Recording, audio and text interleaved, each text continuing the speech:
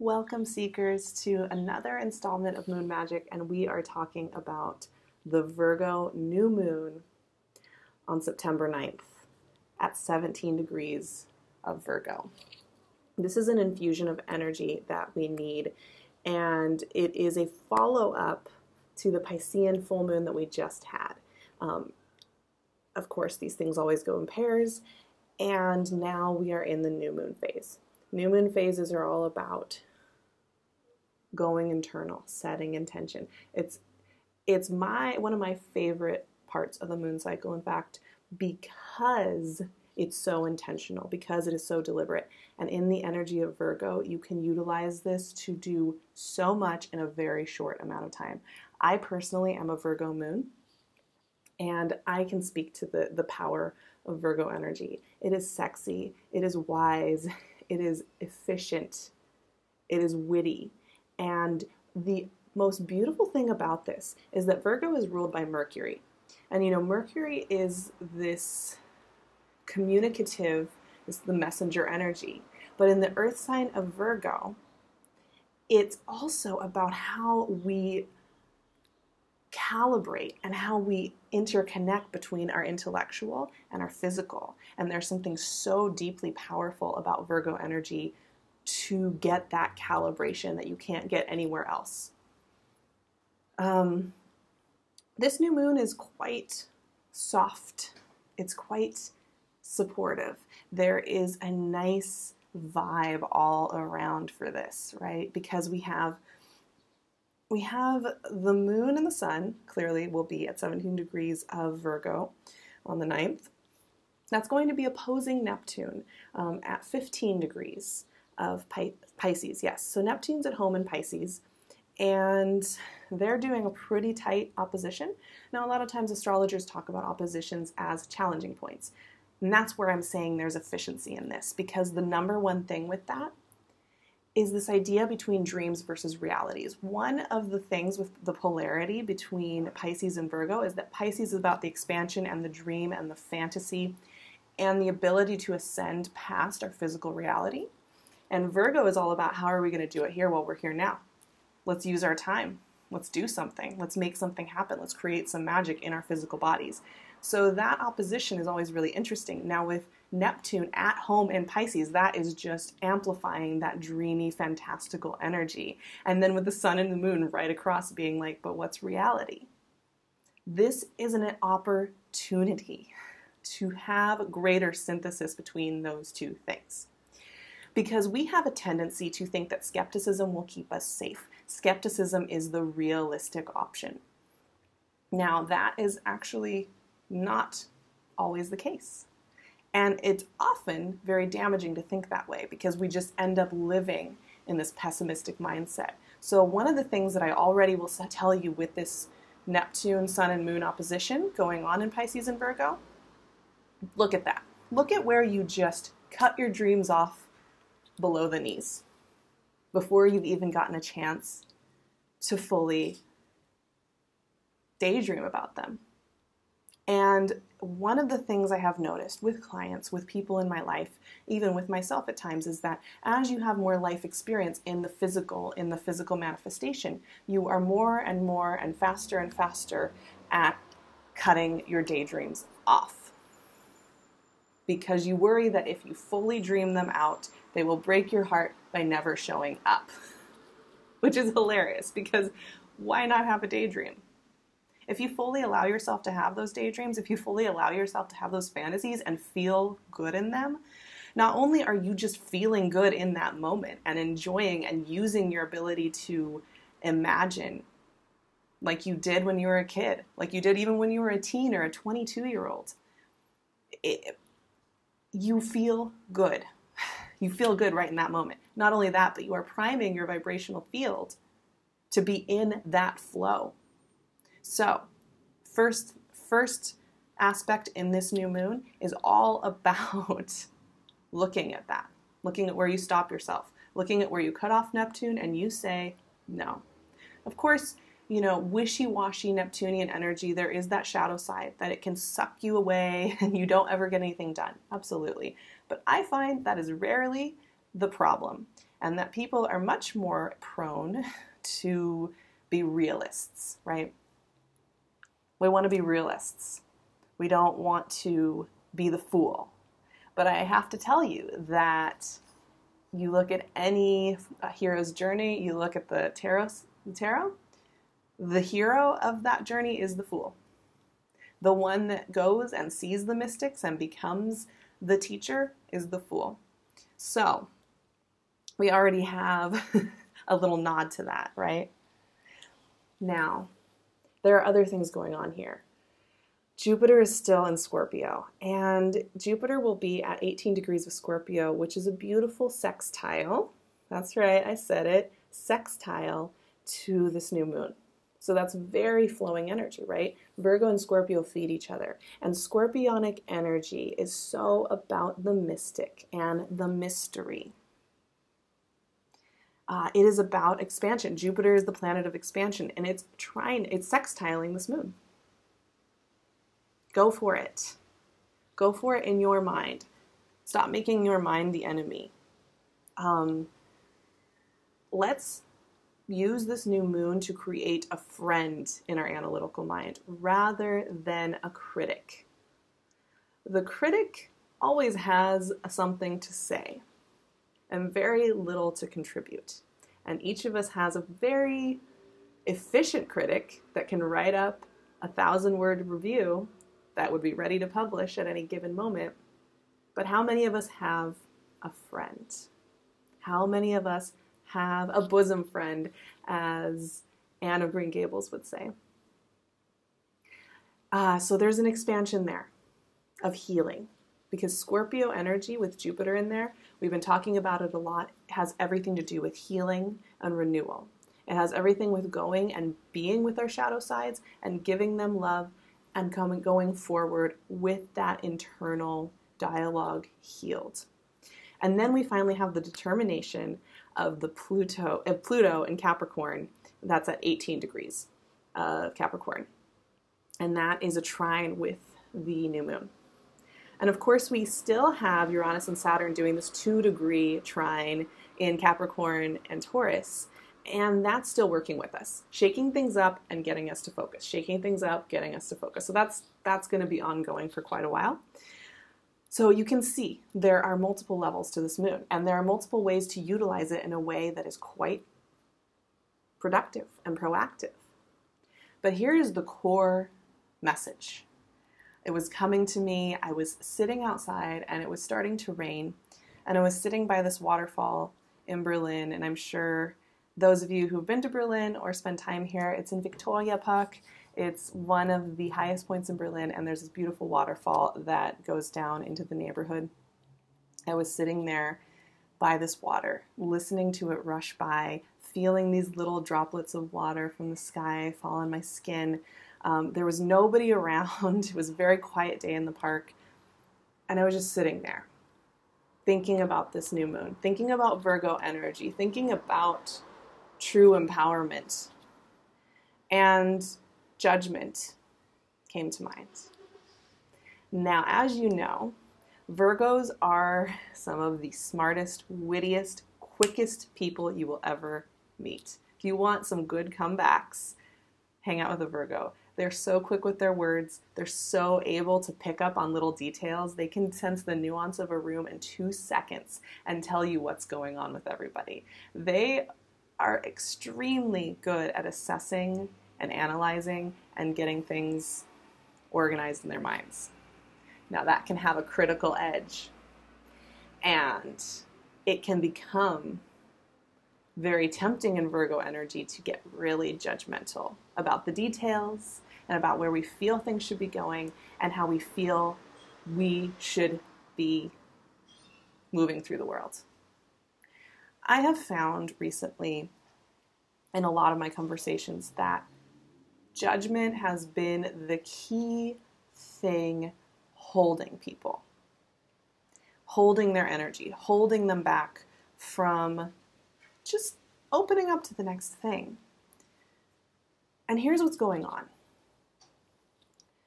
We're all afraid of failing, of being judged by others, of being seen as ridiculous.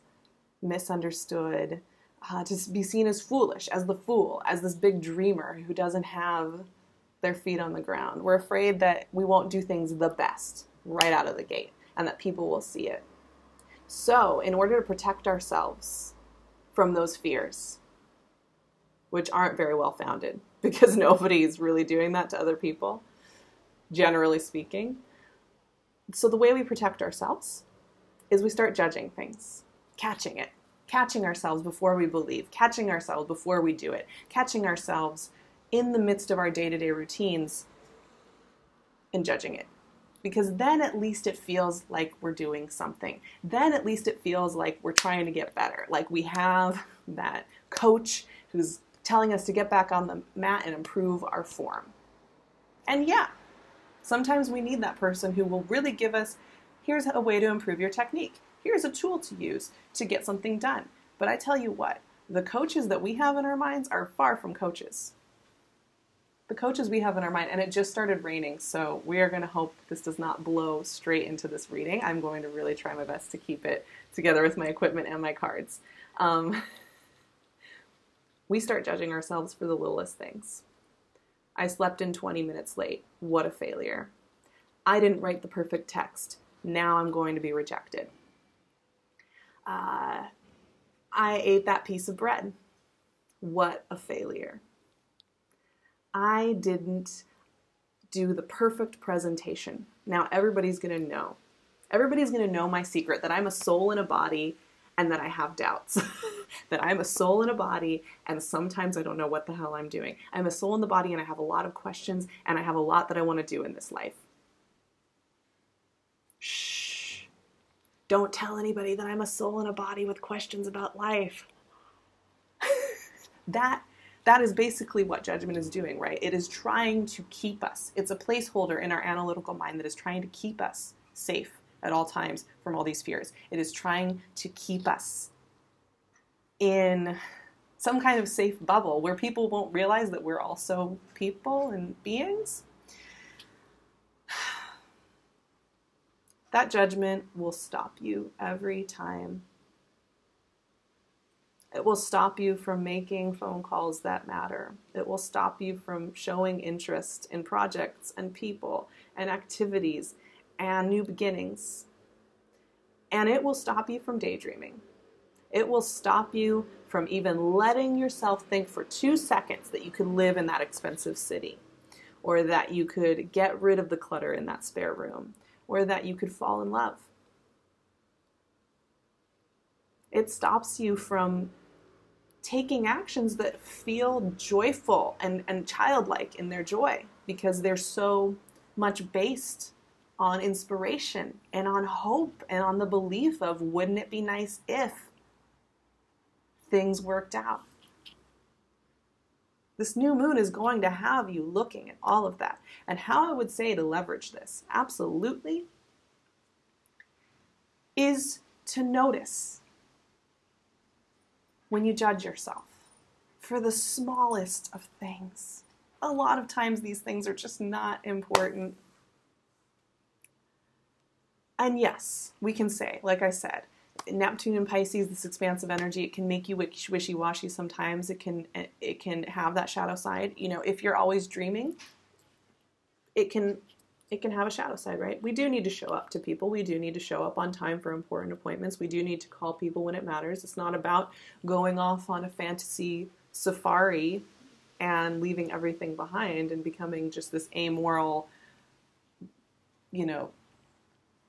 piece of string floating along the wind. I mean, that's not interesting anyway. Nobody's saying that. What I am saying is that most of you out there, judge yourselves, stop yourself from daydreaming, cut off your good feeling thoughts, cut off your hopeful thoughts in an attempt to keep yourself safe from heartbreak, from loss, from fear. And it doesn't work. I'll tell you right now, it does the opposite. It keeps you trapped in an energetic bubble where you feel fatigued, you feel exhausted, you feel disconnected from your body, and you feel like that dysmorphia of, you feel like your soul and your core energy and how you feel within your body are completely two different things. It can feel very isolating. It can push people away. It can feel like your dreams are constantly being deferred to 2 months later, 2 months later, 2 months later. And I tell you what, you have the empowerment and the ability to improve your relationship with your internal voice every day. And it is a practice, and it is not something that is supposed to be done in 1 second flat. It is something that we practice our entire lives. And there will be times when your critical voice is a lot stronger, and there will be times when your critical voice is a lot softer. And you don't judge it. That's the other key. Don't judge the judge, because that's a loop that'll keep on going forever. Let's pull some cards. I've been talking a lot. I feel really strongly about this topic, though, because I've been getting to the core of this with a lot of you, where I've realized that when you ask me why hasn't the change come? Why hasn't the lover come? Why don't I feel good? Why do I feel like crap all the time? Why are people mean to me?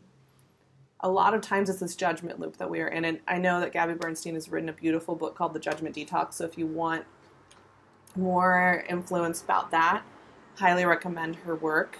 The Lovers popped right out. Connection. You know, the Lovers represents Gemini, the other Mercury-ruled sign. Communication between the physical and the spiritual. We need that communication. I guarantee if you take a moment to soften your stance with yourself, your relationship with your body and how you use your body and how you create with body and how you invite love and connection and projects in, Knight of Pentacles, it will improve immediately. Within 1 week, you will see a difference. Give yourself the 2 weeks leading up to the, what will it be, the Aries full moon. Give yourself those 2 weeks leading up to the full moon, taking the softer stance, taking the slower stance, noting and pivoting away from the judgmental voice each time. And by the time that Aries full moon comes around, I tell you what, your landscape will have changed. Now that is the slow and steady work of Knight of Pentacles, right? Doing it right, taking the time to do it right, to look at how your mind is working, to look at how your connections are working. That is so important. I'm going to pull one final card. We're keeping it very simple today because the message is simple. The message is simple. Fear and judgment will hold you. They'll hang out with you forever. And they love a good snack of on your mind. The Emperor, full moon in Aries at the end of the month. You are the master and commander of your fate. You are the master and commander of your thoughts. You are the master director of your fantasies. You are the master director of how you treat yourself.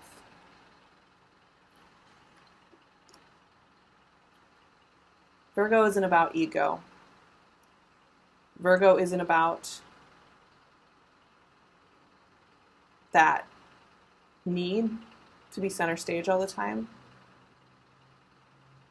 Virgo's about showing up. Acts of service. Showing up in our physical bodies. Showing up to our souls. Time and again. And having a hell of a lot more faith in our inherent value. I don't want to hear about how you don't have that anymore. That's Virgo moon sass coming out right there. And I really hope there's a truck in the street right now making noise. It's driving away now. I don't want to hear about that either. It's time. Today is time. This afternoon is time. Whatever time of day it is, wherever you are, it's time. It's time to know that you're the master. What other people think of you is none of your business. That's a famous quote. Wherever you go, there you are. That's another one. These are inescapable truths. And you can try your best to escape them. The Emperor card just flew off the table, by the way. Hopefully it's still there when I close this out. You are in charge. And maybe that's scary, but remember when you were a kid and you used to daydream about a world without adults where you could do whatever you wanted? You eat all the popsicles and you play outside for days on end and you never stop yourself from having fun. Remember how that was a fantasy and you wanted to be in charge? Today's the day. And when you're acting authentically via yourself, you won't just eat the tub of ice cream. When you really free yourself, you'll start noticing that what you want, without judgment constantly haunting every step, will be really authentic, fulfilling things, whether it's taking a new class or reconnecting in an old friendship or taking that leap of faith to showing your cards to the people you love. And there is that scary factor to taking risks in life and showing up to the things we want. It is scary. The fear will be there. And it doesn't matter. That means you're growing. It means it matters. What shows up matters to you. That's why you're feeling the fear.